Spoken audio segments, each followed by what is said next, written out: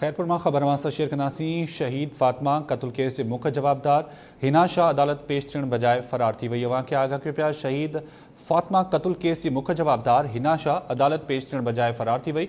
ॿारड़ी Fatima क़त्ल case जी मुख्य जवाबदार हिना शाह 7 ॾींहनि वारी हिफ़ाज़ती ज़मानत ख़त्म थियण बाद ज़मानत में वाद लाइ अदालत अचणी हुई। SSP Khairpur police, SHOs, women police, औरत एहलकारनि सां गॾु 15 मददगार पुलिस जी वॾी नफ़री अदालत ॿाहिरां मौजूद हुई। पर अञा ताईं इन हवाले सां का कंफर्मेशन नाहे थी सघी त हिना शाह किथे आहे। फातिमा क़त्ल केस जे मुख्य जवाबदार हिना शाह वकील जी ऑफिस में मौजूद हुई। पुलिस नफ़री पहुचण बाद उतां खिसकी वई। तफ़सील मालूम कयूं था इरफान पुलपोटो खां। इरफान, छा तफ़सील आहिनि वधीक?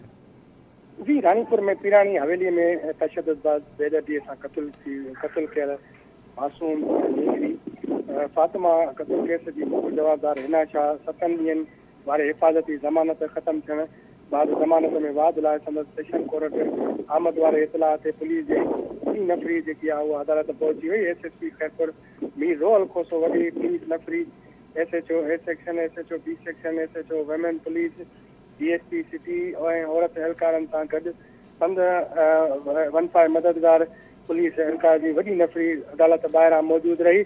पुलिस समूरो ॾींहुं अदालत ॿाहिरां मौजूद रही ऐं अदालत अंदरि ऐं ॿाहिरि सिक्योरिटी जा सख़्त इंतज़ाम कया विया ऐं माण्हुनि जी तलाशी पिणु वरिती वई। ॿुधाए पियो वञे त फातिमा क़त्ल केस जी मुख्य जवाबदार हिना शाह कंहिं वकील जे ऑफिस में मौजूद हुई, पर पुलिस जी वॾी नफ़री पहुचण खां पोइ उतां खिसकी वई ऐं अदालत में पेश न थी। SSP खैरपुर मीर रोहल खोसो जो चवणु आहे त हिना शाह केस जी मुख्य जवाबदार आहे।